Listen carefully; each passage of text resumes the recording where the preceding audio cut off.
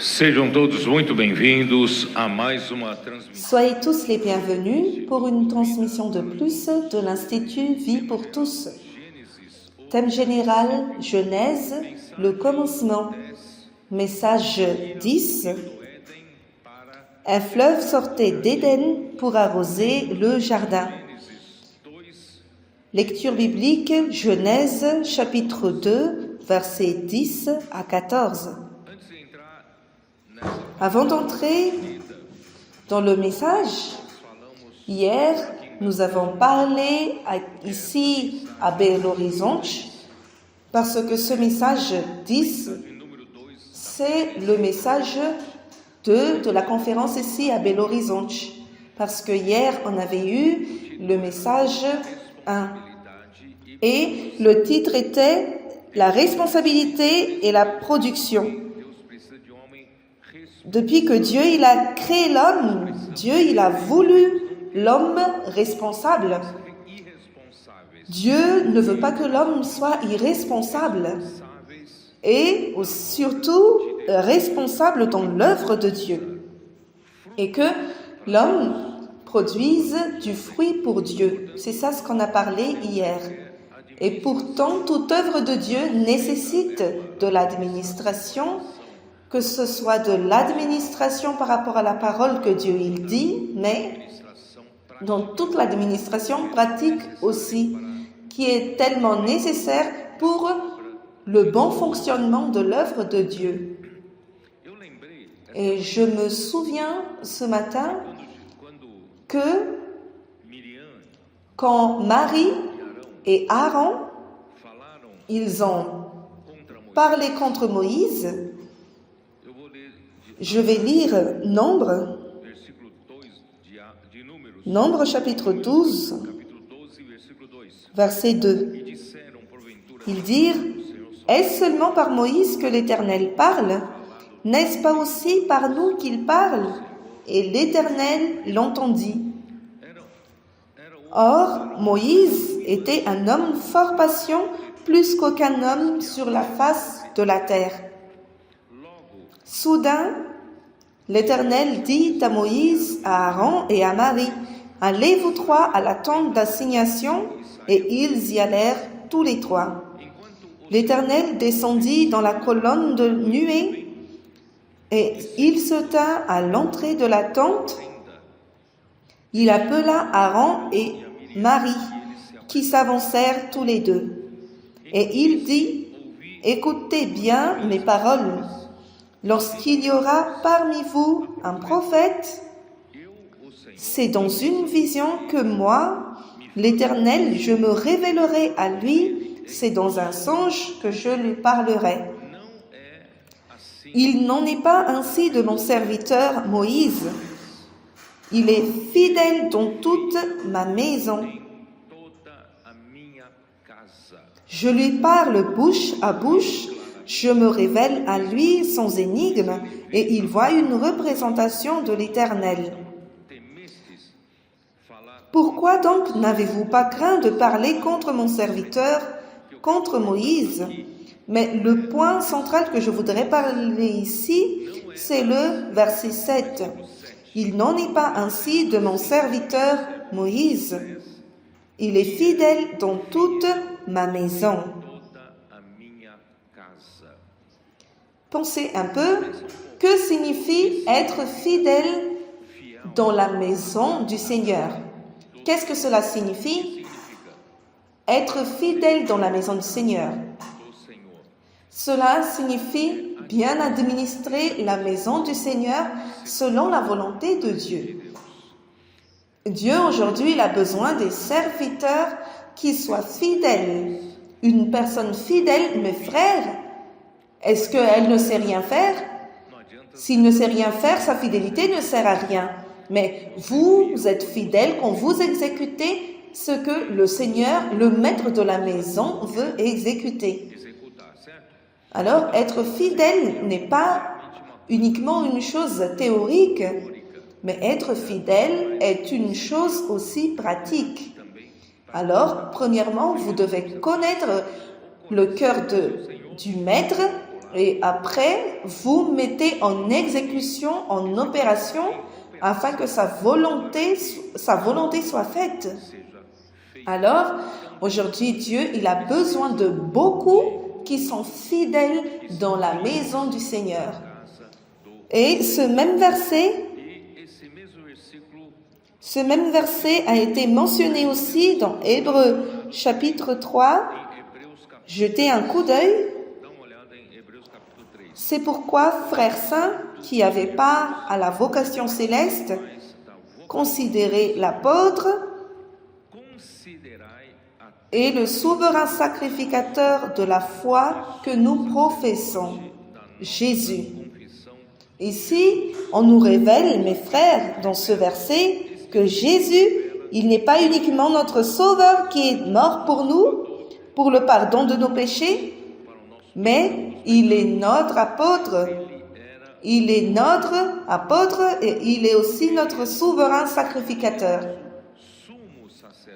Et dans le verset 2, c'est là où je voudrais parler. Jésus qui a été fidèle à celui qui l'a établi, comme le fut Moïse dans toute sa maison, dans la maison de Dieu. Jésus a été jugé digne d'une gloire d'autant supérieure à celle de Moïse que celui qui a construit une maison a plus d'honneur que la maison même. Et dans le verset 5, pour Moïse, il a été fidèle dans toute la maison de Dieu comme serviteur pour rendre témoignage de ce qui devait être annoncé. Mais Christ l'est comme fils sur sa maison, et sa maison, c'est nous, pourvu que nous retenions jusqu'à la fin la ferme confiance et l'espérance dont nous nous glorifions. Mes frères, Dieu, il a une maison, et c'est son Église. Et Christ, comme fils, il a été fidèle dans la maison de Dieu, non seulement fidèle pour répondre aux désirs et aux soupirs du Père, mais il était aussi un exécuteur de ce que Dieu a voulu exécuter. Il a vécu ici sur terre, il a fait ce que Dieu a voulu qu'il fasse, il était mort à la croix pour nous, Dieu lui a ressuscité. Tout cela, mes frères, montre qu'aujourd'hui, Dieu, il a besoin des personnes fidèles ici sur terre. Mais ces personnes qui sont fidèles, ce sont des personnes qui amènent le soupir de Dieu à l'exécution. Et le Seigneur maintenant, l'œuvre de Dieu a atteint tous les continents et cela a besoin de beaucoup de personnes fidèles dans la maison de Dieu. Et j'espère que vous, si vous n'êtes pas encore impliqué dans des services, vous ne comprenez pas totalement ce que je suis en train de dire. Mais si vous êtes impliqué dans des services, dans l'œuvre du Seigneur, vous allez comprendre de quoi je suis en train de parler. Mais Dieu a beaucoup besoin de vous. Que vous soyez préparés, afin que le Seigneur un jour il puisse vous utiliser dans la résurrection. Il ne va pas vous utiliser votre habileté naturelle. Il va utiliser votre capacité après être passé par la mort et la résurrection. C'est là, à partir de là, que Dieu pourra utiliser. Alors ça, c'est une parole que je voudrais compléter par rapport au message d'hier. Allons, soyons des responsables dans la maison du Seigneur et produisons pour le Seigneur des fruits qu'il désire avoir. Ne pas produire des œuvres humaines naturelles, mais allons produire pour le Seigneur des fruits comme des sarments qui demeurent dans le cep. Parce que celui qui demeure dans le cep produit des fruits pour Dieu. Alors, je reste là afin que vous puissiez ruminer et comprendre. Donc, allons vers le message. Genèse, chapitre 2, verset 14. Verset 10. Parce que dans le message passé, nous avons parlé par rapport à l'arbre de la vie, à l'arbre de la connaissance du bien et du mal. Et maintenant, nous arrivons dans le fleuve qui sortait d'Éden pour arroser le jardin. Et de là, il se divisait en 4 bras. Alors c'est très intéressant ici parce que le fleuve est un seul. Quand il sortait d'Éden, ce n'était qu'un seul fleuve. Mais après, il se divisait en 4 bras. Et nous voyons aussi ce fleuve dans Apocalypse qui est appelé le fleuve de la vie. Alors, nous allons voir cela après, mais c'est un seul fleuve qui s'est divisé en 4 bras, mais après a fini par devenir un seul. Donc, Dieu a un seul fleuve, une seule parole qui atteint toute la terre par les 4 bras. Et c'est ça ce que nous voulons voir.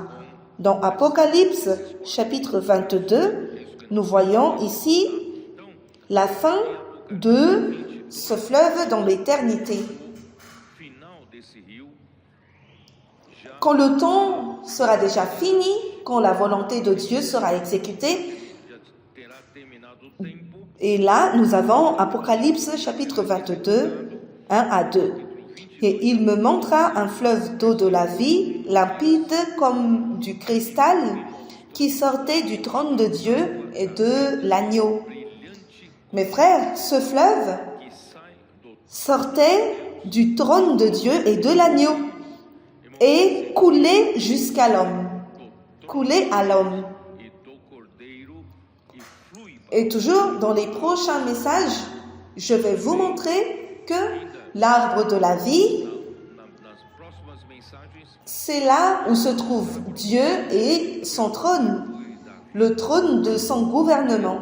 Alors, que ce soit l'arbre de la vie et en vérité l'arbre de la vie, là où se trouve le trône de Dieu, à travers la vie, Dieu, il veut gouverner l'homme, il gouverne l'homme et il gouvernera la terre si l'homme mange de l'arbre de la vie.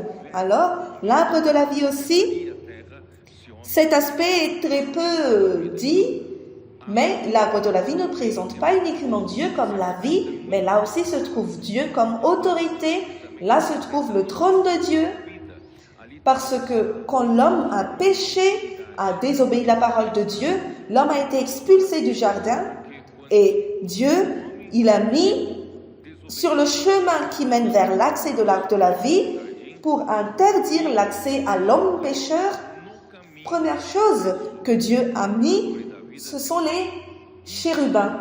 Qui sont les chérubins?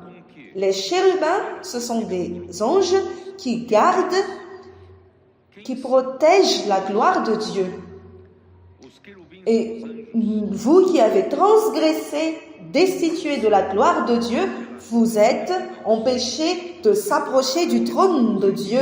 Et les chérubins étaient tout près du trône de Dieu, empêche, interdit l'accès des choses ou des personnes qui ne sont pas compatibles à la vie et la nature de Dieu.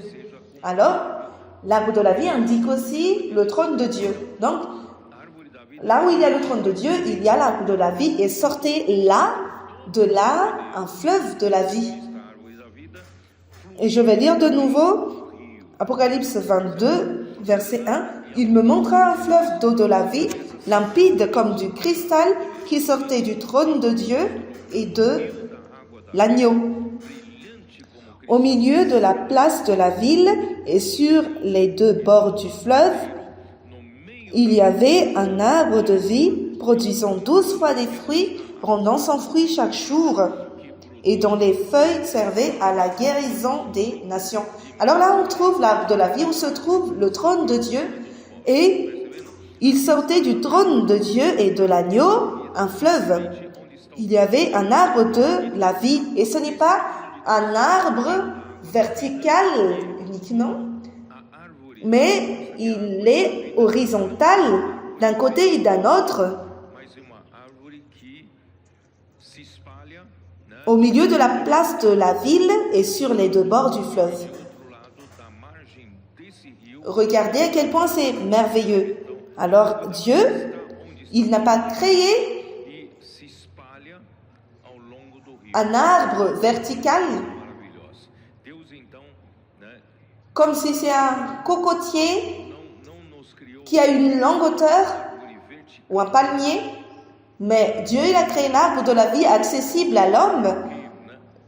L'homme peut accéder à l'arbre de la vie. Donc Dieu, il est accessible grâce à Dieu. La vie de Dieu est accessible à l'homme. Depuis que le problème du péché, face à la gloire, à la justice et à la sainteté de Dieu, a été résolu, l'arbre de la vie est de nouveau accessible à l'homme. Donc, tout au long de la Bible, il y a un fleuve qui a commencé depuis Éden, dans Genèse, et se termine dans Apocalypse, chapitre 22, verset 1.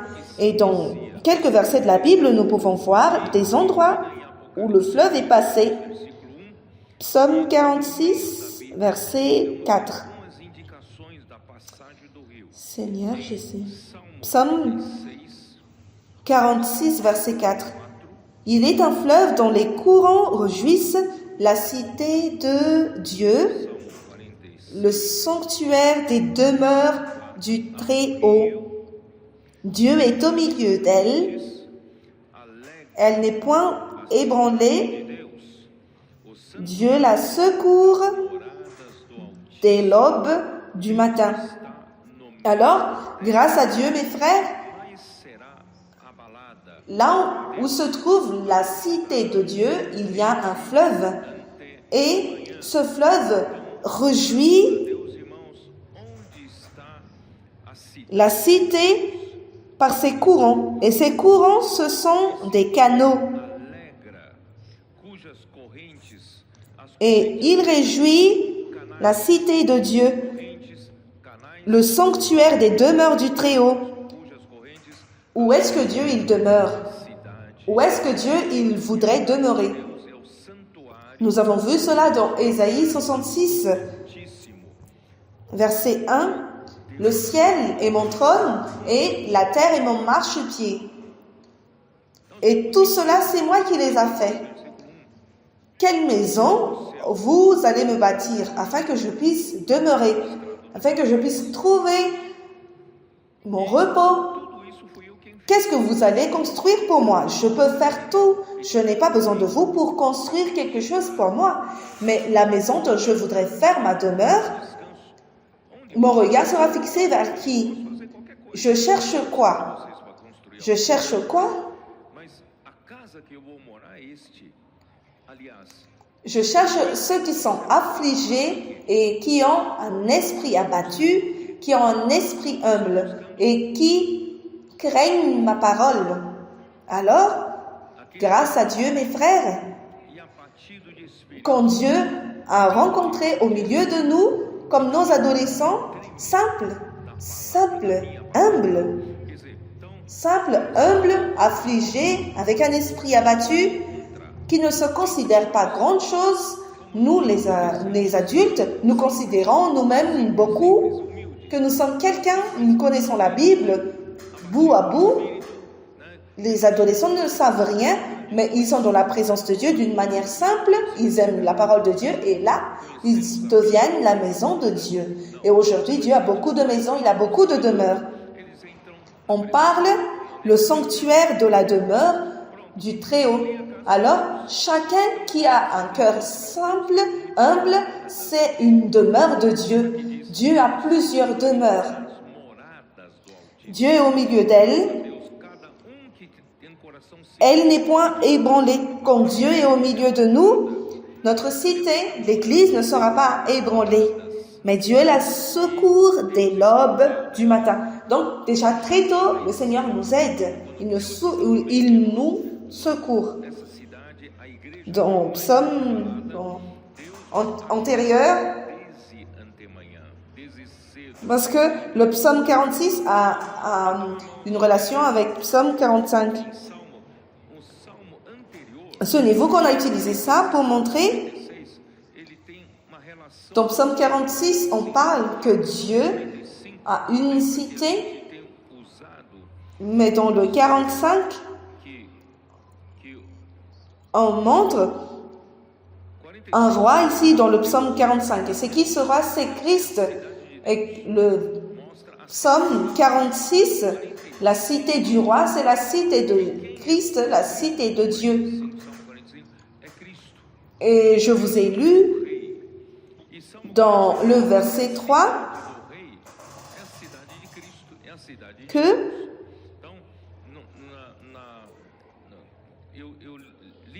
donc dans Psaume 45, verset 13, dans un autre message, je vous ai parlé par rapport à ça. Toute resplendissante est la fille du roi dans l'intérieur du palais. Elle porte un vêtement tissu d'or. Souvenez-vous que je vous ai parlé que là se trouve le palais du roi. Et le palais du roi, mes frères, c'est l'église. Le palais du roi, mes frères, c'est la cité dans Psaume 46. Quand vous étiez perdus dans le monde, Dieu vous a aimé. Dieu vous a appelé. Vous avez entendu l'évangile du salut, la parole de la vérité, et le Seigneur vous a sauvé. Et après que le Seigneur vous a sauvé, le Seigneur vous a justifié par sa justice, par la justice de Christ à la croix. Dieu nous a justifiés. Et c'est quoi la preuve que Dieu nous a justifiés? C'est quoi l'intention de Dieu de nous justifier? C'est de nous ramener vers son palais. Alors, vous, comme une mendiante ou une fille de la rue, Christ vous a aimé, vous a appelé pour habiter dans son palais. Seulement que vous ne pouvez pas entrer dans le palais de n'importe quelle manière, mais vous avez besoin d'un habit et Dieu vous a donné l'habit de justice de Christ. Et cet habit, c'est un vêtement tissu d'or. Et l'or, ça montre la nature divine, la vie de Dieu. Dieu vous a donné sa vie, Dieu vous a régénéré et vous êtes nés de Dieu, fils légitime de Dieu. Et Dieu vous a donné un vêtement de tissu d'or. Et il vous a justifié, vous a emmené vers son palais. Donc nous sommes des enfants de la rue, mais Dieu nous a emmenés dans son palais et nous sommes préparés à quoi? Nous sommes préparés pour la noce de l'agneau. Dieu, Christ, il veut se marier à sa fiancée. Et vous et moi, nous faisons partie de cette fiancée. Mais il y a encore beaucoup de choses qui doivent être préparées en nous. Nous avons encore jusqu'à maintenant notre vieil homme. Nous avons encore beaucoup d'éléments de la corruption. Nous avons parlé la semaine passée que nous vivons encore de l'arbre, de la connaissance du bien et du mal. Si nous ne vivons pas dans le mal, nous vivons dans le bien de l'arbre de la connaissance. Et tout cela ne contribue pas encore aux enfants du roi. Parce que la fille du roi, dans la Bible, ça signifie la femme que le roi il veut se marier.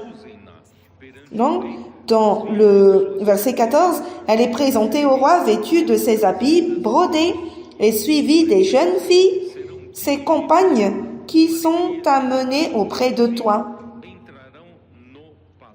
On les introduit au milieu des réjouissances et de l'allégresse, elles entrent dans le palais du roi. Dans le verset 14, on nous montre que Dieu, il est en train de nous préparer un second vêtement.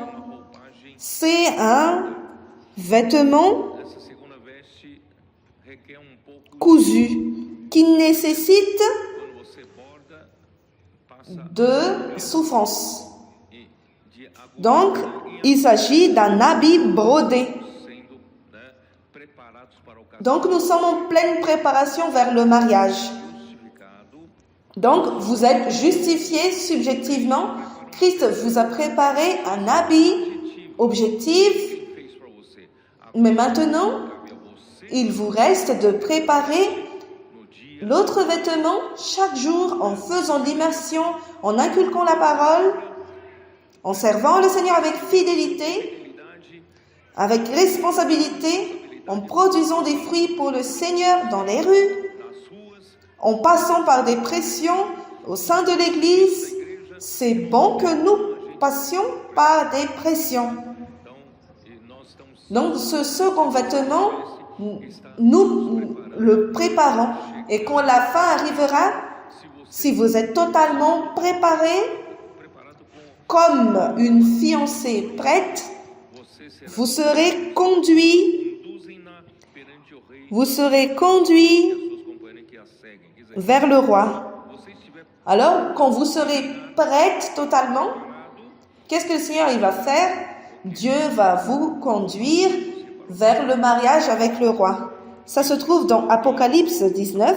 Jetez un coup d'œil. Apocalypse chapitre 19, verset 7. Réjouissons-nous et soyons dans l'allégresse et donnons-lui gloire, car les noces de l'agneau sont venues. Mes frères, ceux qui aiment l'avènement du Seigneur, quand le Seigneur reviendra, mes frères, il y aura la noce de l'agneau. Une noce de l'agneau qui nécessite que votre second habit soit prêt. Et son épouse s'est préparée. C'est pourquoi, mes frères, dans l'immersion raffinée vers l'immersion ultra raffinée, avec ce que nous affrontons dans les rues, en prêchant l'évangile, en servant le Seigneur, qu'est-ce qui se passe? Nous sommes en train de nous préparer pour ce jour, quand il arrivera. Et quand ce jour arrivera, verset 8, et il lui a été donné de se vêtir d'un fin lin. C'est quoi un fin lin? C'est le vêtement brodé, éclatant, pur. Le fin lin, c'est quoi? Parce que le fin lin, car le fin lin, ce sont les œuvres justes des saints. C'est-à-dire, là, vous êtes responsable pour broder ce vêtement, pour coudre ce vêtement. Avec diligence, vous devez écouter la parole du Seigneur, inculquer la parole du Seigneur, ruminer la parole du Seigneur, faire l'immersion ultra raffinée jusqu'à servir le Seigneur avec fidélité. Vous allez percevoir que ce vêtement est en train d'être brodé par vous-même. Et ce vêtement, c'est votre justice subjective. Donc, ce vêtement subjectif, c'est quand vous laissez la parole de tous les jours, vous laissez Dieu travailler sa justice en vous. Verset 9, et l'ange me dit, écris, heureux ceux qui sont appelés au festin de noces de l'agneau. Et il me dit, ces paroles sont les véritables paroles de Dieu. Mes frères, je voudrais faire partie de ceux qui seront heureux. Je voudrais participer, je voudrais être appelé à assister aux noces de l'agneau. Après avoir préparé le second vêtement, se préparer pour l'union avec Christ, mariage avec Christ, en amenant la présence de Christ. Alors c'est pourquoi, qu'est-ce que je voudrais dire? Psaume 46 et 45 sont liés, parce que dans le Psaume 46, on parle d'un fleuve qui réjouit la cité de Dieu, mais de quelle cité il s'agit? C'est la cité où se trouve le palais du roi. Et nous sommes introduits dans le palais du roi comme une fiancée qui se prépare pour se marier avec Christ. Alors, grâce à Dieu, mes frères, dans cette cité, il y a un fleuve qui réjouit avec ses courants la cité de Dieu. Et comment Dieu, il nous prépare afin que nous puissions être prêts comme fiancés. Éphésiens chapitre 5, de nouveau, vous allez encore m'entendre me dire beaucoup par rapport à ce verset. Éphésiens chapitre 5, verset Verset 25. Marie, aimez vos femmes comme Christ a aimé l'Église et s'est livré lui-même pour elle. Si vous êtes ici, c'est parce que Christ vous a aimé. C'est parce que Christ a aimé l'Église.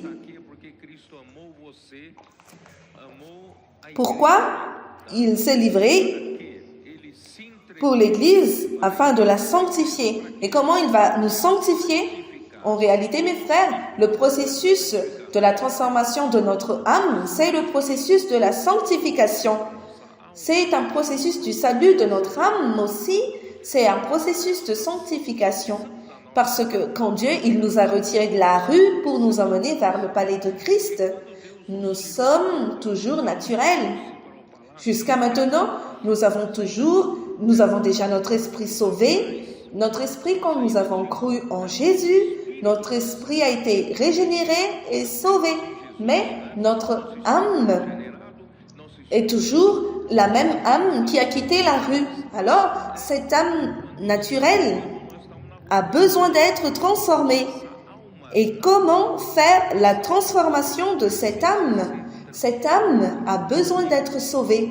Mais comment sauver cette âme?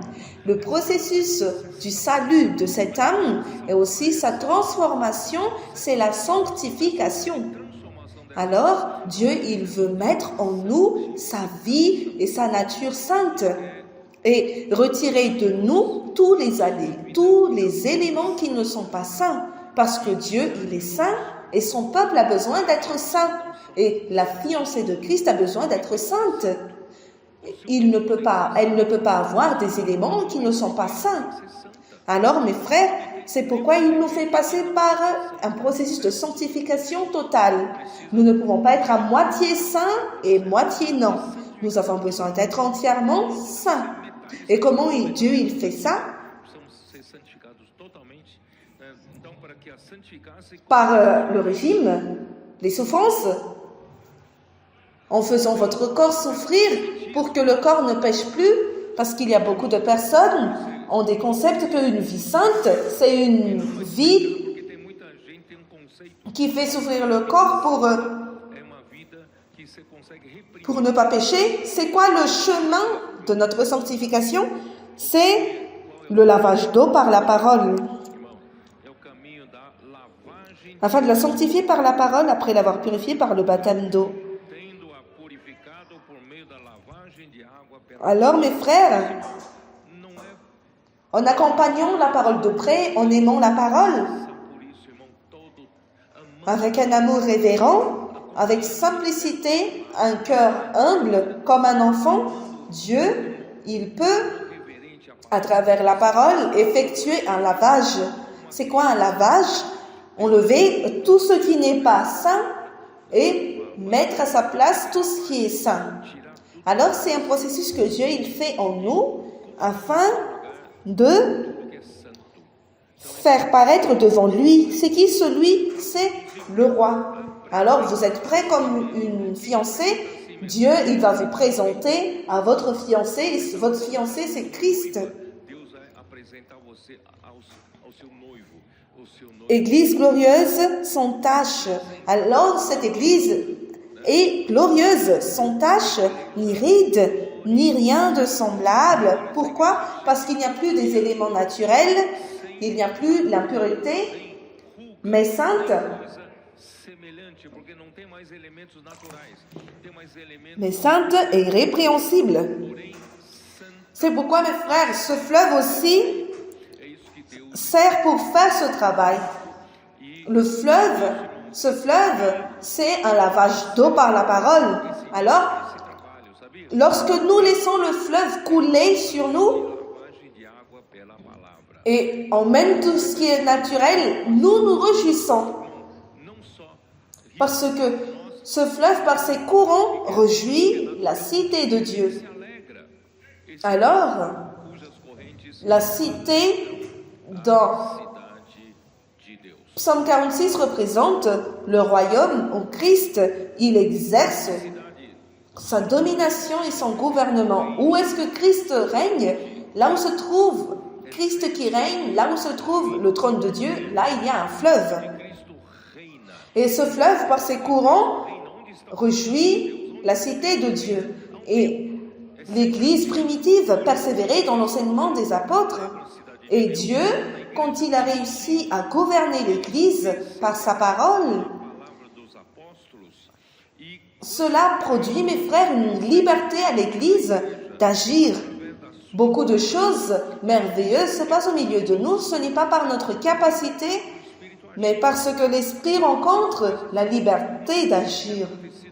Et c'est quoi le résultat, mes frères, d'une vie avec ce fleuve qui coule, l'Esprit qui a une liberté? Nous recevons la parole des apôtres, nous avons la communion. C'est pourquoi Maurice, ici à Belo Horizonte, il fait son possible pour mettre cette pratique au milieu de vous, pour faire monter un groupe de 7 et marquer un moment dans la semaine pour faire l'immersion ultra raffinée. Pourquoi? Parce que cette énergisation permet que l'eau de ce fleuve passe par nous, nous énergise, nous retire des éléments de la nature pécheresse et met en nous la nouvelle nature sainte de Dieu. Ça se trouve dans Actes chapitre 2, versets 45-46. Qu'est-ce qui s'est passé? Actes. Je voudrais juste lire, mais allons lire quand même. Acte 2, 42. Quand ils ont persévéré dans l'enseignement des apôtres, mes frères, dans la parole, mes frères, dans la parole qui sort de la bouche de Dieu, c'est là se trouve sa présence. Vous ne voyez pas Dieu dans son image, il n'apparaît pas vers nous avec ses représentations. Mais qu'est-ce qui prouve qu'une église a la présence de Dieu? Quand l'église a la parole de Dieu. Parce que la parole de Dieu montre la présence de Dieu. Alors, la parole des apôtres montrait la présence de Dieu là où se trouvait l'arbre de la vie et où coulait le fleuve de la vie. Et qu'est-ce que ce fleuve produisit, mes frères? C'est le lavage d'eau par la parole, en retirant, en éliminant les éléments naturels et en mettant en nous les éléments divins. Et le résultat, c'est la joie. C'est pourquoi, dans Acte 2, 43,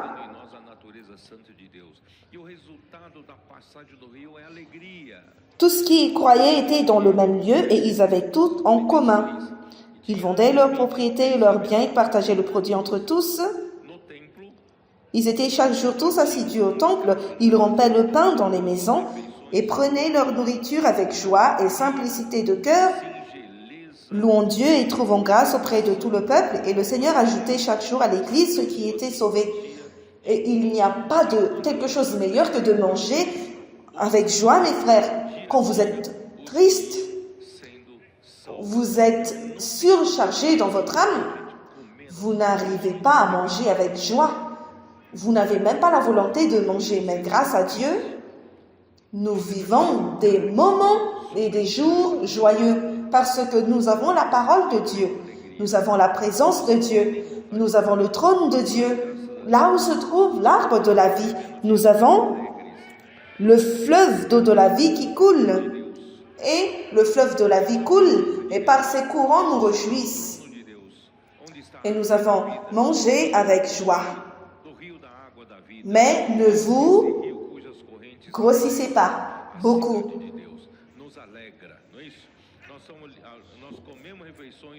Louons Dieu et trouvons grâce auprès de tout le peuple. Et le Seigneur ajoutait chaque jour à l'Église ceux qui étaient sauvés.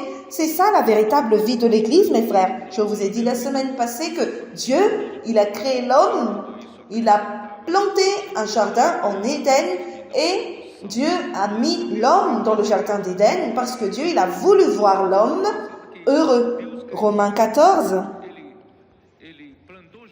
C'est comment une véritable vie d'église.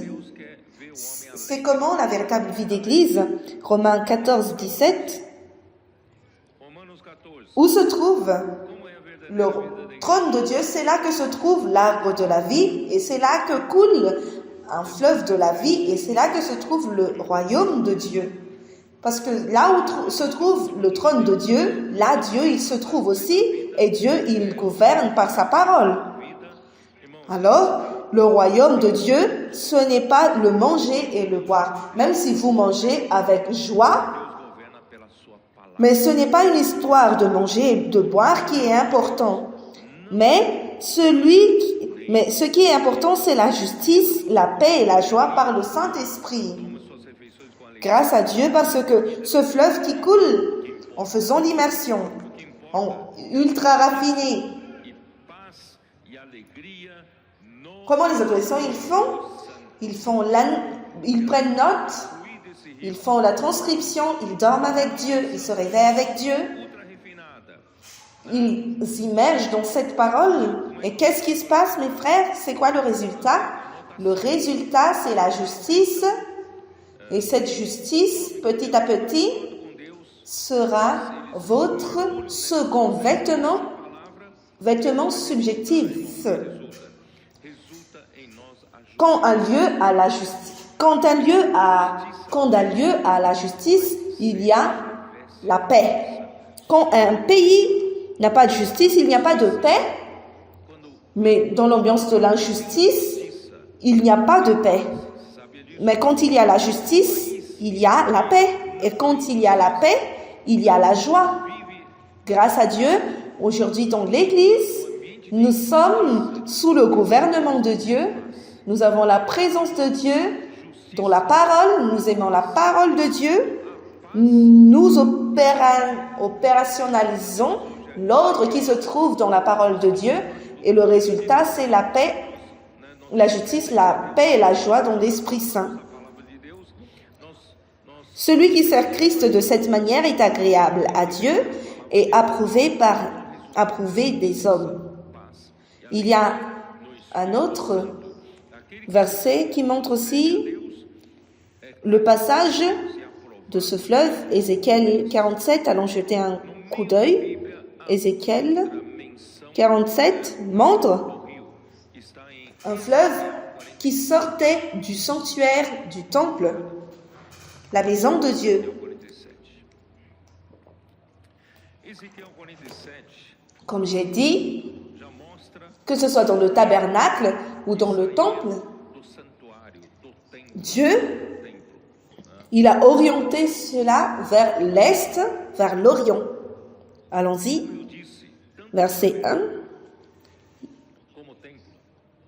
Il me ramènera vers la porte de la maison, et voici de l'eau sortait sous le seuil de la maison à l'Orient, car la face de la maison était à l'Orient. Donc, vers là où le soleil se lève, vers le lever du soleil, car la face de la maison était à l'Orient. L'eau descendait sous le côté droit de la maison, au midi de l'autel.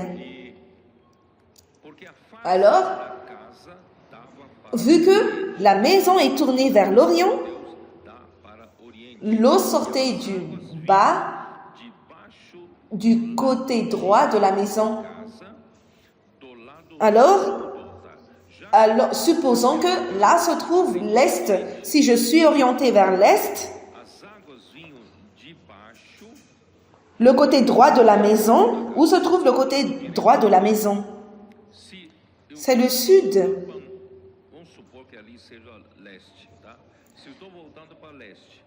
C'est le côté sud qui est le côté droit de la maison. Et là se trouve l'autel. Et ici on parle que c'était au midi de l'autel, le sud. Qu'est-ce que cela veut dire, mes frères? Cela indique que l'eau commence à couler après la croix. Seulement il y a le fleuve qui coule si vous êtes passé par la croix. Le soit le Seigneur, mes frères, Christ est mort pour nous, il nous a justifiés. Et d'un autre côté aussi, tous les jours, nous devons vivre cette réalité de mourir avec Christ. Aujourd'hui, nous ne vivons plus, mais c'est Christ qui vit en nous. Alors, celui qui vit dans cette réalité a le fleuve. Il y a un fleuve au sud de l'autel, et c'est là qu'il commence et va vers l'Orient. Et je vous ai déjà dit que l'Orient, cela montre le lever du soleil, la première venue du Christ. Il est le soleil levant qui était venu pour visiter l'homme, et dans Malachie, chapitre 4, verset 2, il parle que Christ est le soleil de justice qui amène la guérison et le salut sous ses ailes. Donc, notre vue est orientée, notre vie est orientée vers l'avènement du Christ. Donc, nous ne sommes pas de ceux qui dorment. 1 Thessaloniciens 5, on peut encore lire, même si j'ai déjà lu cela beaucoup de fois. 1 Thessaloniciens chapitre 5, verset 4. Mais vous, frères, vous n'êtes pas dans les ténèbres pour que ce jour vous surprenne comme un voleur. Vous êtes tous des enfants de la lumière et des enfants du jour. Nous ne sommes point de la nuit ni des ténèbres. Mes frères, vous n'êtes pas du ténèbre ni de la nuit. Vous n'êtes pas de la nuit, vous n'êtes pas des ténèbres, vous êtes enfants de la lumière, vous êtes enfants du jour. Ainsi, ne dormons pas comme les autres. Ne dormons donc point comme les autres, mais veillons et soyons sobres. C'est pourquoi je réveille tous les veillants de David. Vous ne pouvez pas continuer à dormir encore. C'est le moment de vous réveiller enfin du sommeil. Sinon, vous allez vivre comme quelqu'un qui est de la nuit. Nous ne sommes pas de la nuit. Nous attendons l'avènement du Seigneur. Notre vie est orientée vers l'Orient. Alors mes frères, réveillons-nous. Servons le Seigneur dans la maison du Seigneur. Participons dans cette œuvre merveilleuse qui vont ramener le Seigneur. En prêchant l'évangile du royaume, en envoyant nos missionnaires dans tous les continents et là où nous nous trouvons, édifiant l'Église, continuons à paître les personnes, à prendre soin d'eux, en menant la multiplication, la consolidation à travers nos jeunes, nos TCI, la mission famille, l'immersion raffinée, ultra raffinée, la chambre d'énergisation. Alors amenez le Seigneur, mes frères, c'est cela notre charge, parce que nous ne sommes pas de la nuit, nous ne sommes pas des ténèbres. Je suis de la lumière, je suis enfant de la lumière, je suis enfant du jour.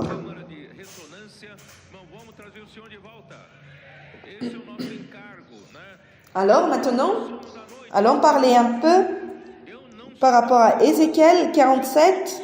Allons voir un peu par rapport à l'homme.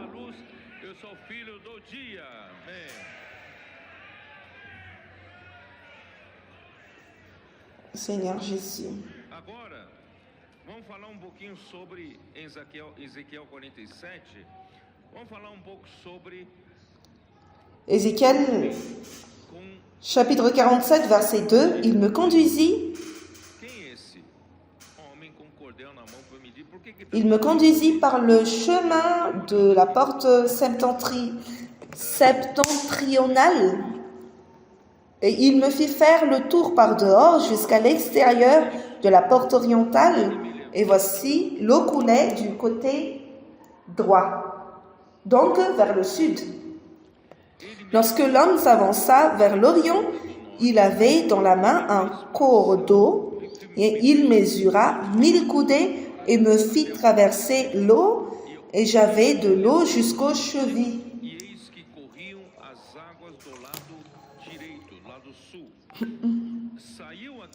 Et c'est qui est cet homme avec un cordeau à la main. Cet homme, mes frères, c'est Christ. Pourquoi? Parce que dans Ézéchiel, la première mention de cet homme qui a un cordeau à la main, ça se trouve dans Ézéchiel chapitre 40, verset 3. Il me conduisit là, et voici, il y avait un homme dont l'aspect était comme l'aspect de l'airain. Il avait dans la main un cordeau de lin et une canne pour mesurer, et il se tenait à la porte. Qui est cet homme? Cet homme, c'est Christ. Il avait à la main, qu'est-ce qu'il avait à la main? On dit ici qu'il avait l'aspect de l'airain. Et dans la Bible, l'airain signifie et se réfère à celui qui est passé par le jugement de Dieu, qui est passé par l'approbation, le test de Dieu et a été approuvé. Alors, Christ est celui qui a été prouvé. Il était venu sur terre, il était né humblement dans un étable. Il n'a pas été né, il n'était pas né dans une maternité, il était né dans un étable. Il a été maltraité ici sur terre, il a été injurié, il a été diffamé, mais il était venu pour sauver l'homme. Il a été venu pour ça. Et tout ce qu'il est passé, c'est pour approuver l'airain. Alors, il a été testé. Il était venu chez les siens, mais les siens ne l'ont pas reçu. Les leaders juifs ne lui ont pas reçu. Et ils ont tout fait pour lui tuer. Alors, il est passé par les tests. Le test du souverain sacrificateur, des sadducéens, des pharisiens. Alors, il a été traité comme l'agneau pascal. Il a été testé. Alors, le Seigneur Jésus-Christ, il est celui qui a l'aspect de l'airain, car il a été prouvé, il a été testé, il a souffert. Il a souffert la mort de la croix pour obéissance au Père et Dieu lui a approuvé. Il a l'autorité pour mesurer. Est-ce que vous savez c'est quoi mesurer? Il a la qualification de mesurer, c'est-à-dire juger et approuver. Pourquoi? Parce que tout matériel pour l'édification de la maison de Dieu ne peut pas être un matériel quelconque. Il faut que les matériaux soient prouvés et approuvés. Alors, si vous voulez être un matériel pour l'édification de l'Église, il faut que vous soyez approuvé. C'est pourquoi, dans son épître, Pierre, il a parlé que nous sommes éprouvés par le feu afin que la valeur de notre foi soit approuvée et gagne de la louange envers Dieu. Alors, mes frères, vous ne pouvez pas édifier l'Église avec votre capacité naturelle. Il faut que tout passe par des tests. Et celui qui va vous tester, c'est Christ. Il a la qualification pour mesurer. Alors, à chaque mesure, l'eau augmentait en niveau. C'est pourquoi, mes frères, vous remarquez que vous passez par des épreuves, même si vous servez le Seigneur, mais ces épreuves montrent que plus Dieu vous éprouve, plus vous avez la pression. Est-ce que vous voulez de la pression? Les frères et sœurs de l'Église ont des pressions chaque jour. Les colporteurs ont des pressions dans chaque côté. Mais ces pressions, mes frères, c'est Dieu qui vous mesure. Il mesure. Et plus il vous mesure, il vous approuve. Plus il vous mesure, le niveau d'eau augmente.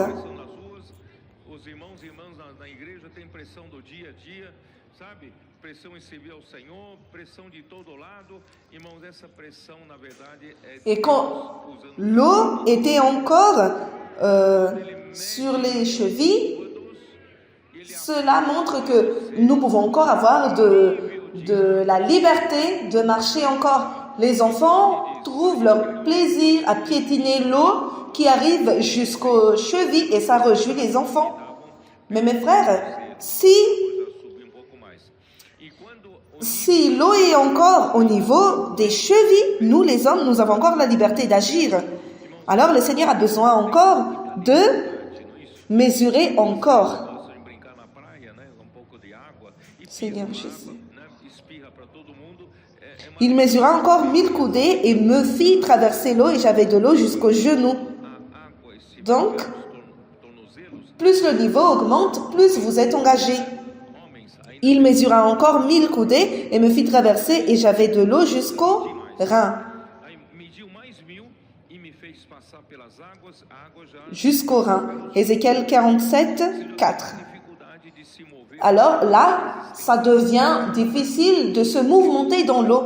Alors, chaque jour, Dieu, il veut retirer notre liberté naturelle pour nous amener vers le courant de ce fleuve, afin que l'Esprit puisse avoir la liberté de vous utiliser pour vous mouvementer. Mais ce n'est pas encore fini. Jusqu'au Rhin, ce n'est pas encore fini. Verset 5, il mesura encore 1000 coudées. C'était un torrent que je ne pouvais traverser, car l'eau était si profonde qu'il fallait y nager. C'était un torrent qu'on ne pouvait traverser. Alors, pourquoi? Parce que Dieu, il veut que vous soyez emportés par le courant de ce fleuve. Dieu, il veut que vous soyez totalement conduits pour faire sa volonté. Alors là, c'est bon, vous pouvez devenir un matériel pour l'édification de l'Église. Et après, qu'est-ce qui se passe dans ce fleuve? Verset 6, il me dit, « As-tu vu, fils de l'homme ?» Et il me ramena au bord du torrent. Quand il m'eut ramené, voici, il y avait sur le bord du torrent beaucoup d'arbres de chaque côté. Mes frères, quand vous permettez au Seigneur, vous mesurez, en vous passant par des tests, l'eau va augmenter, que vous n'aurez plus la possibilité d'utiliser votre homme naturel pour servir dans l'Église et vous allez voir ce même fleuve produire des arbres. Ce fleuve qui produit des arbres. Et quoi d'autre? Et aussi des arbres de chaque côté. Verset 8, il me dit, « Cette eau coulera vers le district oriental, descendra dans la plaine, et il entrera dans la mer. Lorsqu'elle se sera jetée dans la mer, les eaux de la mer deviendront saines. » Vous connaissez très bien la mer morte. Une mer morte n'est pas saine. Nous étions là-bas pour visiter et il y avait dans l'hôtel, nous avons regardé dans l'hôtel et il y avait de l'eau saine au milieu de l'hôtel et quand j'étais là pour nager, les gens m'ont retenu parce que l'eau est tellement salée, donc on ne peut pas ouvrir les yeux à l'intérieur parce qu'il y a du sel. Donc, l'eau de la mort, c'est mort. L'eau est morte. C'est la mort qui existe là. Mais ce fleuve est passé vers cette eau morte et l'eau devient saine. Peut-être que vous passez par une situation de mort. Et vous pouvez voir un frère, ce frère c'est déjà fini, ce frère est comme une mer morte, le Seigneur ne va jamais réussir à l'utiliser. Mais mes frères, si le fleuve coule vers lui, il deviendra une mer saine. Alors,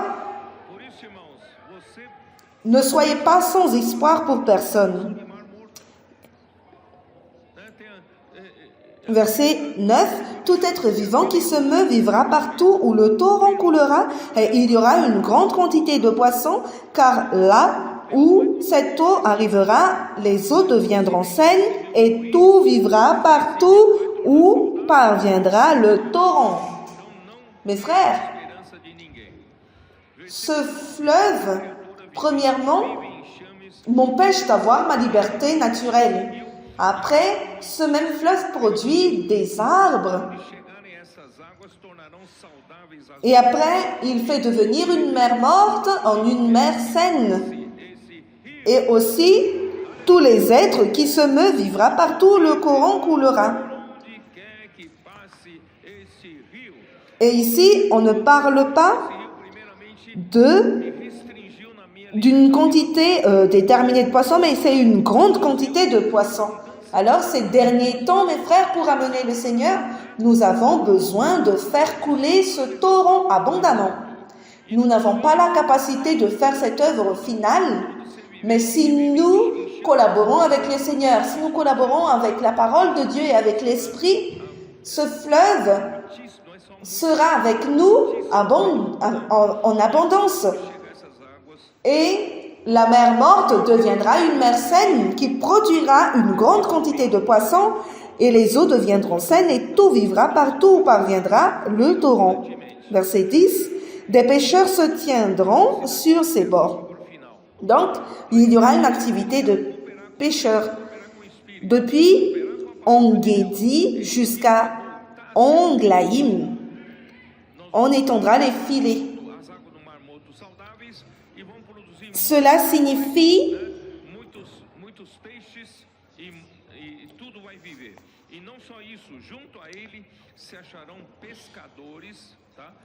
En-Gedi jusqu'à En-Glaim. Cela veut dire que ce fleuve ne va pas juste uniquement restaurer des arbres, ni la mer morte, ni l'activité de pêcheurs, ni les êtres vivants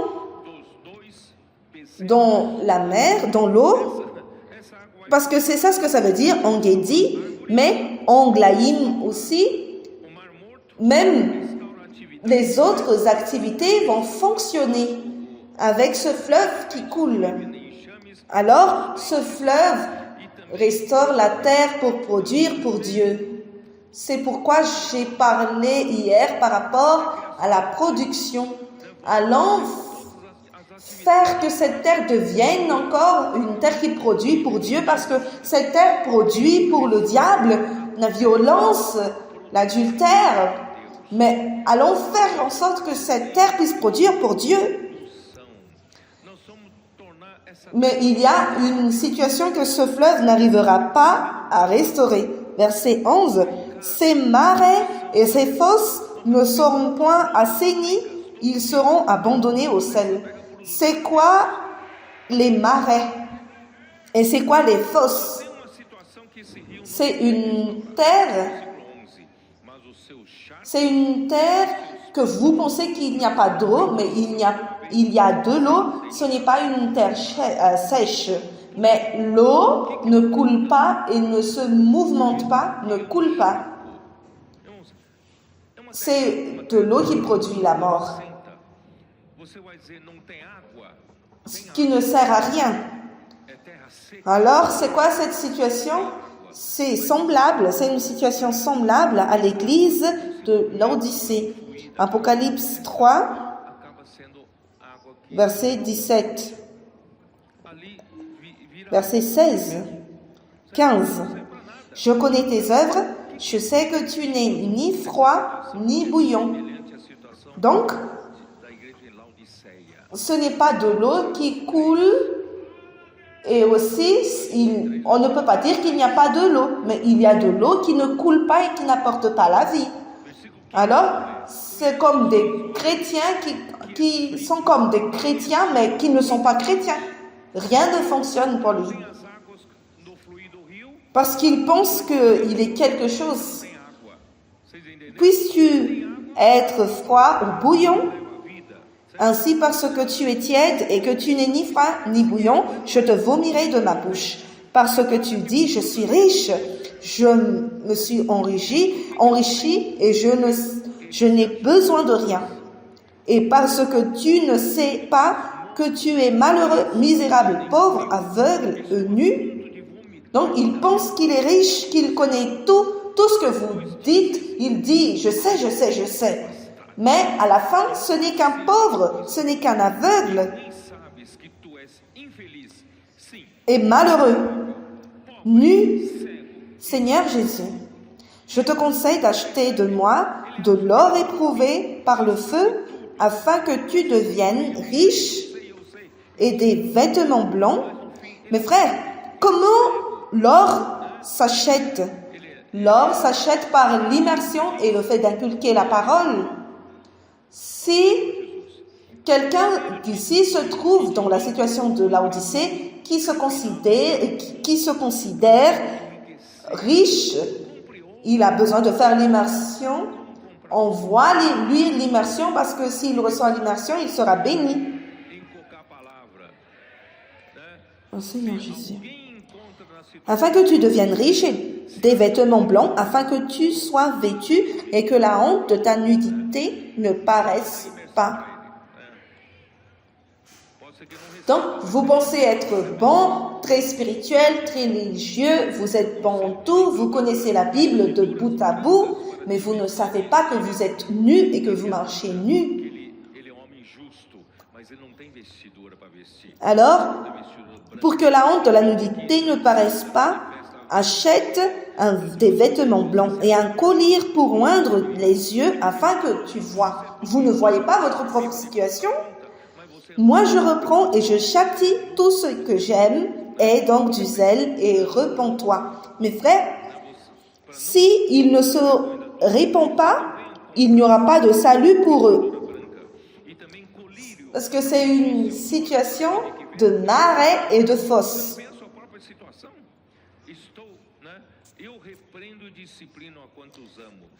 Et alors, dans Ézéchiel 47:12, sur le torrent, sur les bords de chaque côté, croîtront toutes sortes d'arbres fruitiers, leur feuillage ne se flétrira point et leurs fruits n'auront point de fin. Donc, ceux qui sont près de ce fleuve produisent pour le Seigneur.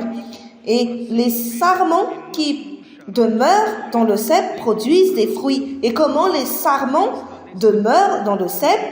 Lorsque les paroles du Seigneur demeurent en nous et que nous demeurons en lui, nous portons beaucoup de fruits. Et ici, on dit que ils mûriront tous les mois parce que les eaux sortiront du sanctuaire. Leurs fruits serviront de nourriture et leurs feuilles de remède. Mes frères, c'est très semblable à ce que nous avons vu dans Apocalypse 22, verset 2. Alors, mes frères, Jésus, il s'est présenté à la femme samaritaine comme l'eau qui étanche la soif. L'humanité a besoin de l'eau. Allons offrir cette eau aux gens. Jésus était venu sur terre pour donner cette eau. Où ça se trouve? Dans Jean chapitre 4. Seigneur Jésus. Qu'est-ce que Jésus a dit à la femme?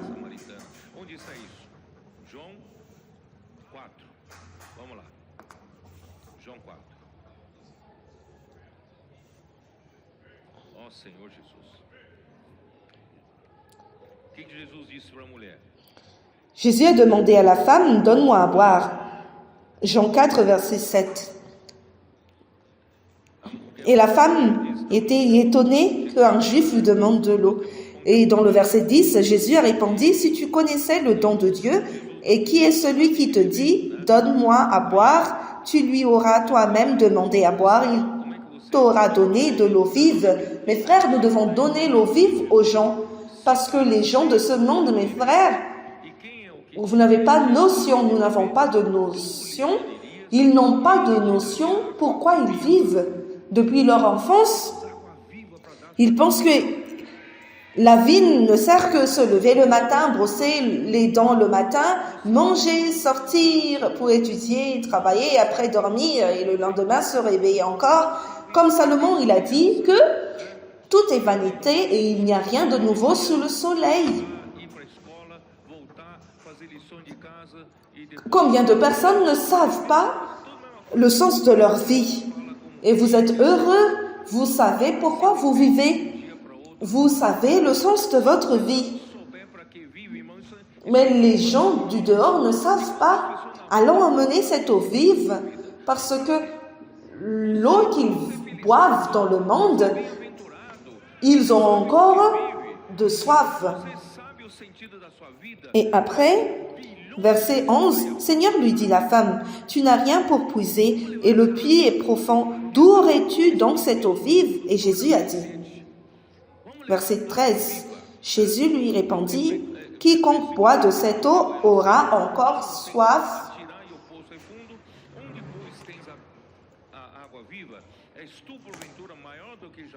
L'homme, il essaye de boire l'eau de ce monde. Quand j'ai encore travaillé dans l'ingénierie, j'ai vu tous mes collègues, leur objectif de vie était que le mois qui vient, je vais prendre congé, je vais faire un voyage en Europe. Alors, sa vie est comme ça, pour vivre dans cette sphère. Et quelques jours après, il y a un mariage que je vais assister. Après, il y a un anniversaire de quelqu'un. Après, il y aura ceci, cela. Alors, en buvant de cette eau, nous avons soif facilement. Nous n'arrivons pas à vivre de ces petites choses. La vie humaine, vous arrivez à vivre beaucoup de temps, mais ça ne vaut rien. Mais l'eau que nous buvons, comme être humain, mes frères, va encore nous amener vers le soif, assoiffé. Mais celui qui boira l'eau que je lui donnerai n'aura plus soif. 14. Mais celui qui boira de l'eau que je lui donnerai n'aura jamais soif, et l'eau que je lui donnerai deviendra en lui une source d'eau qui jaillira jusque dans la vie éternelle. Jean chapitre 3 verset 15 dit,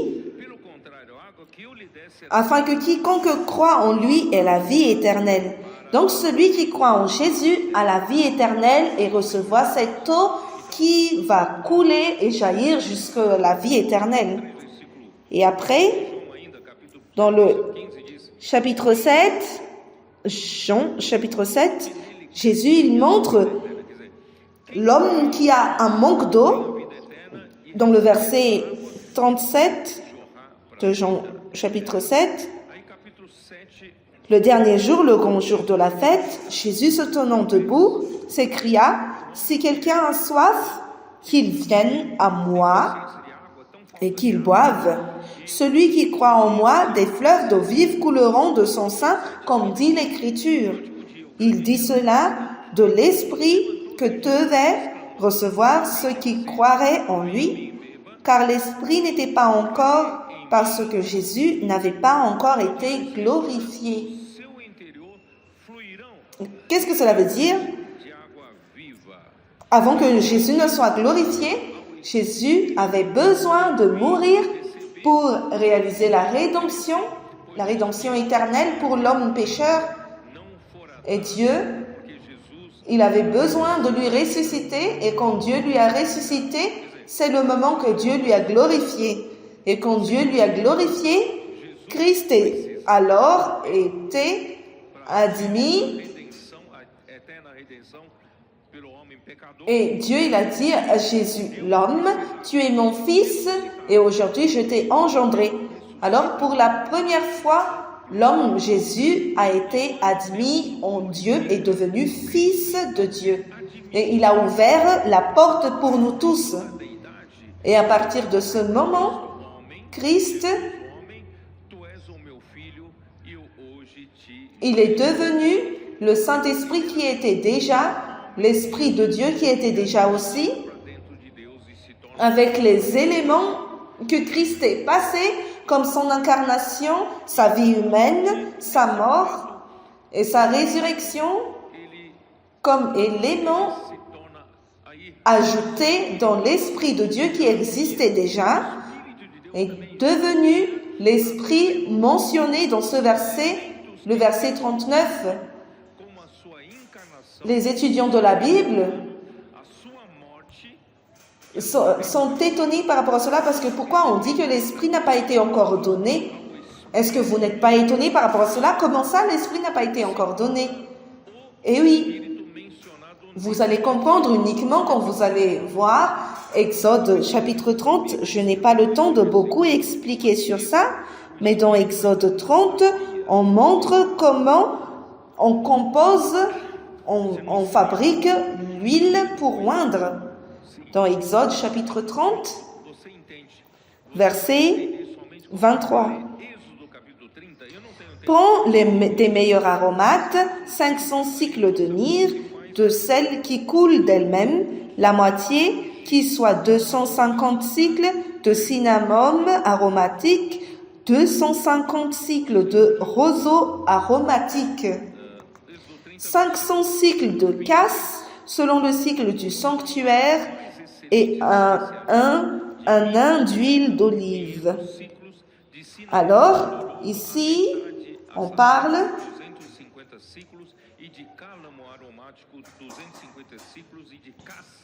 de l'Esprit de Dieu. L'Esprit de Dieu qui existait déjà. Mais il faut tout simplement mettre les autres ingrédients. Les 4 autres ingrédients qui montrent ce que Dieu avait fait passer Jésus quand il était homme. Alors, on parle de ces expériences d'incarnation, vie humaine et aussi la crucifixion quand il a décidé de résoudre le problème de la mort et après quand il a fait mourir notre vieil homme et à la résurrection, ces éléments que Jésus est passé, ça montre les 4 ingrédients. Et ces 4 ingrédients ont été mélangés pour ne devenir qu'un seul. Et l'Esprit a ces 4 ingrédients que dans Jean chapitre 7, la Bible appelle de l'Esprit. Alors, cette huile est utilisée pour oindre les ustensiles du temple et aussi les sacrificateurs pour commencer leur fonction de service pour Dieu. Alors mes frères, grâce à Dieu, Christ est mort pour nous, il est ressuscité pour nous et ces éléments se trouvent dans l'Esprit de Dieu. Et maintenant mes frères, nous avons l'Esprit à l'intérieur de nous. Quand nous avons cru en Jésus, cet Esprit est en nous et cet Esprit en nous fait que notre intérieur, des fleuves d'eau vive, coulent, jaillissent de nous. Donc, en chacun de nous, mes frères, chacun de nous tous, nous sommes un canal. Est-ce que vous vous souvenez de Psaume 46? Il y a un fleuve et par ses courants, il coule. Et les courants, on peut aussi appeler comme des canaux. Les canaux. Donc, ces courants rejoignent la cité de Dieu et vous êtes un canal. Vous êtes un canal. Vous êtes un courant. Parce que celui qui croira en moi, un fleuve d'eau vive coulera de son sein. Nous sommes ici 1700 personnes, plus 1400 personnes en bas. Nous sommes au nombre de 2400 personnes dans cette conférence. Alors 2400 canaux, des canaux pour apporter cette eau.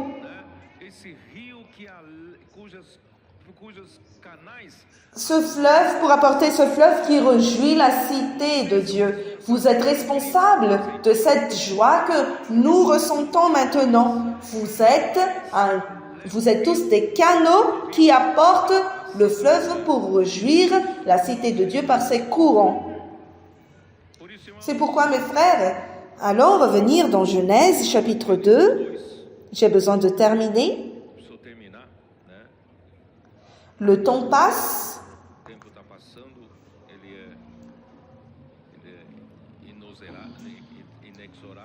Le temps ne pardonne pas. Genèse chapitre 2, verset 10. Un fleuve sortait d'Éden pour arroser le jardin, et de là il se divisait en 4 bras. 11. Le nom du premier est Pishon. C'est celui qui entoure tout le pays de Havila, où se trouve l'or. L'or de ce pays est pur. On y trouve aussi le bdellium et la pierre d'onyx. Mes frères, les 4 bras, pourquoi il y a 4 bras? Parce que 4, ça montre les 4 côtés, les 4 sens. Nous avons les 4 points cardinaux pour se localiser. Nous avons le nord, le sud, l'est et l'ouest. Alors, 4 points, 4 directions de localisation. Le numéro 4 montre que ce fleuve a besoin d'atteindre toute la terre. Là où il y a des hommes qui habitent, là où il y a des êtres humains qui habitent la terre, il faut que le fleuve atteigne cet endroit. C'est pourquoi nous faisons l'œuvre du Seigneur, même si c'est très difficile. Nous partons vers l'Asie pour apporter l'évangile du royaume et nous faisons l'ordre du Seigneur, nous exécutons parce qu'il a envoyé, c'est pourquoi nous irons. C'est pourquoi le fleuve est divisé en 4 bras pour atteindre. Parce que les personnes qui habitent aussi en Asie, ce sont des personnes que Dieu il veut atteindre. C'est pourquoi aujourd'hui j'ai reçu une nouvelle qui dit que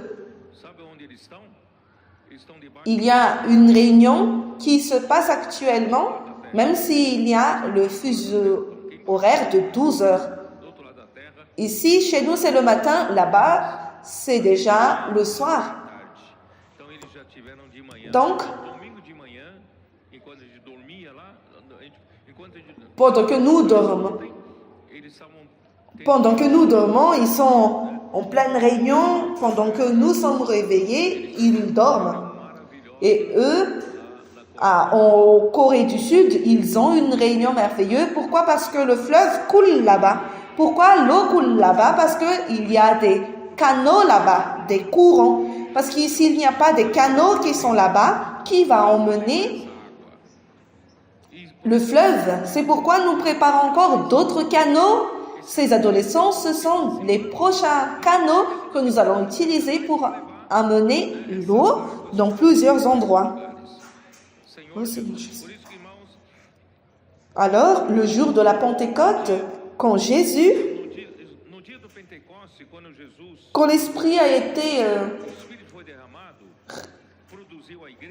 l'Esprit est descendu dans Actes chapitre 1, Jésus l'a promis que le Père va envoyer la promesse. Actes chapitre 1, verset 4, comme il se trouvait avec eux, il leur recommanda de ne pas s'éloigner de Jérusalem, mais d'attendre ce que le Père avait promis, ce que je vous ai annoncé, leur dit-il. Car Jean a baptisé d'eau, mais vous, dans peu de temps, vous serez baptisés du Saint-Esprit. Alors, je vais directement vers le verset 8. Mais vous recevrez une puissance, le Saint-Esprit survenant sur vous, et vous serez mes témoins. Mes frères, l'Église a reçu la puissance quand l'Esprit Saint est descendu vers le jour de la Pentecôte. Nous avons reçu la puissance, nous avons donc l'autorité de Christ, parce que toute autorité a été donnée au Seigneur. Donc nous avons reçu la puissance pour être des témoins. Nous ne sommes pas uniquement des personnes, des prédicateurs en vain. Nous ne sommes pas des prédicateurs qui savent prêcher en utilisant notre éloquence. Non, nous sommes des témoins. Nous prêchons ce que nous avons vécu. Nous prêchons ce que nous expérimentons. C'est pourquoi c'est très important de faire l'immersion ultra raffinée pour transmettre ce que vous vivez. Où est-ce que nous serons des témoins? À Jérusalem, dans la Judée, dans la Samarie et jusqu'aux extrémités de la terre. Mes frères, ils peuvent dire que, ici à Jérusalem, c'est très bon, je pense que je vais rester ici. Non, le Seigneur veut que son œuvre et ce fleuve se propage dans toute la terre. C'est très bon ici au Brésil, mais si le Seigneur m'envoie en Afrique, parce qu'il faut aussi que ce fleuve coule en Afrique. Ici, c'est très bon, mais le Seigneur vous envoie en Asie. Il faut emmener cette fleuve en Asie. Alors, il faut que nous soyons ces canaux qui emmènent le fleuve jusqu'aux extrémités de la terre, parce que Dieu, il veut atteindre tout le monde. C'est pourquoi, dans son dernier chapitre de Matthieu 28, qu'est-ce que Jésus, il a dit?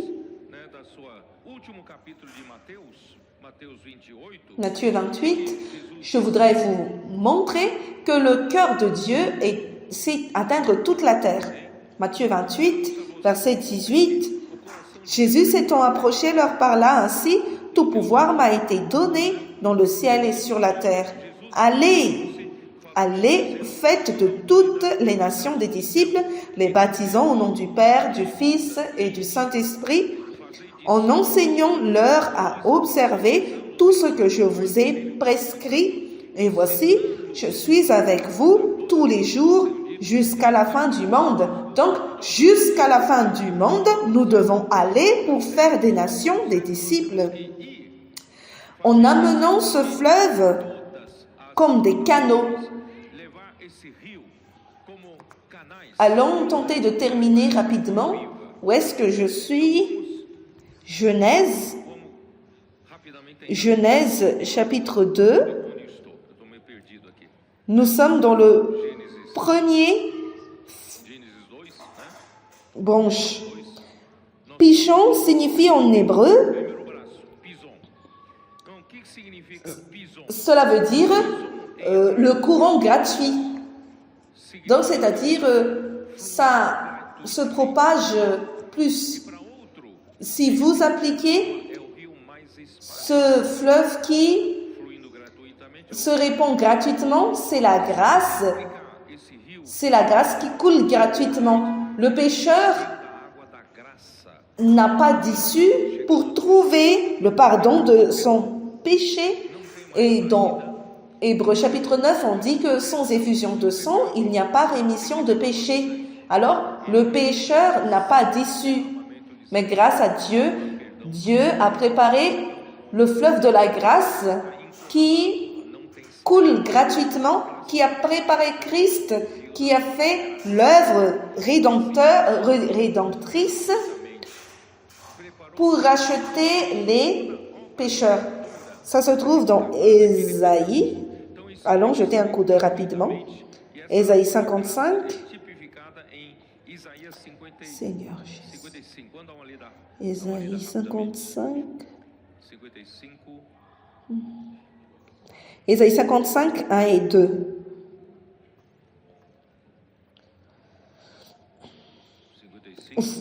Et ce fleuve Pichon, dans le verset 1, on dit « Vous tous qui avez soif, venez aux eaux, même celui qui n'a pas d'argent, venez acheter et manger. Venez acheter du vin et du lait, sans argent, sans rien payer. » Donc, il n'y a rien à payer parce que Christ a déjà payé. Pourquoi pesez-vous de l'argent pour ce qui ne nourrit pas?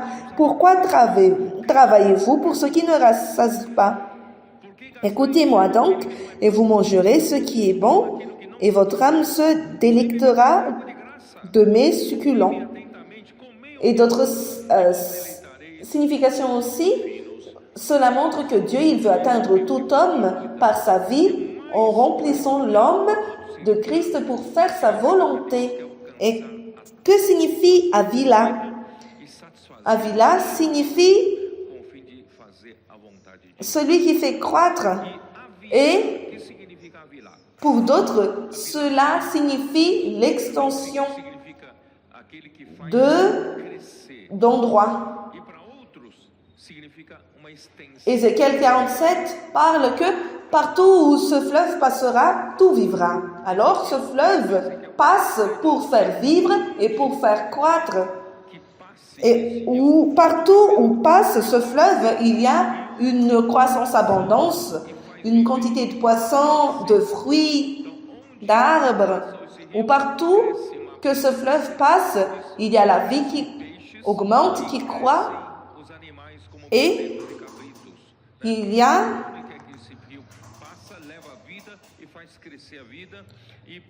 on parle de l'extension.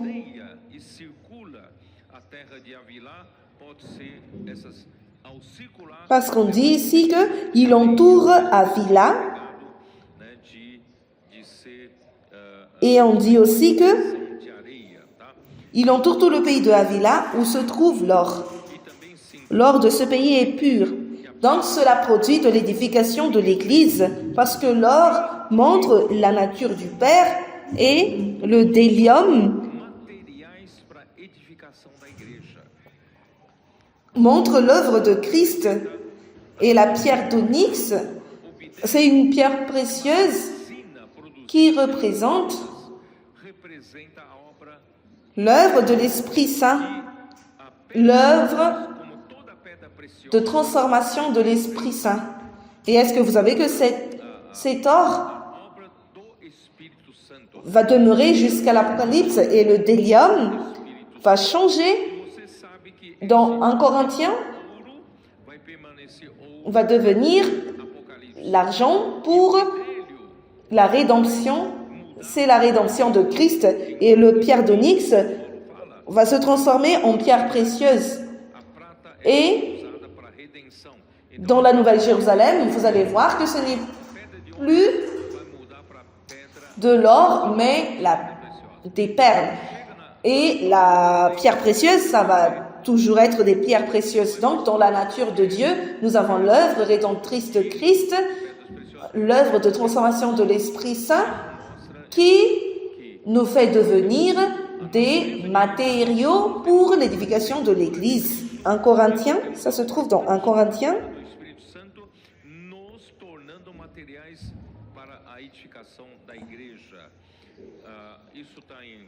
1 Corinthiens chapitre 3 verset 12. Or, si quelqu'un bâtit sur ce fondement avec de l'or, de l'argent, des pierres précieuses, du bois, du foin, du chaume, l'œuvre de chacun sera manifestée, car le jour le fera connaître, parce qu'elle se révélera dans le feu, et le feu éprouvera ce qu'est l'œuvre de chacun. Si l'œuvre bâtie par quelqu'un sur le fondement subsiste, il recevra une récompense. Si l'œuvre de quelqu'un est consumée, il perdra sa récompense pour lui et il sera sauvé, mais comme au travers du feu. Donc, il y a deux alternatives pour nous de construire l'œuvre de Dieu, construire la maison de Dieu.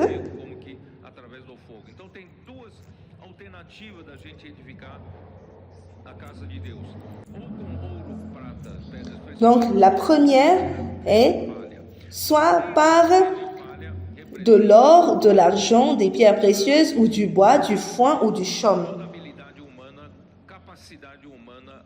Mais le bois, le foin du chaume montrent la sagesse, la capacité, la philosophie humaine, mais nous devons édifier non pas avec cela, mais édifier l'Église avec l'or, de l'argent et des pierres précieuses. Donc, édifier avec le Père, le Fils et le Saint-Esprit. Ô Seigneur Jésus.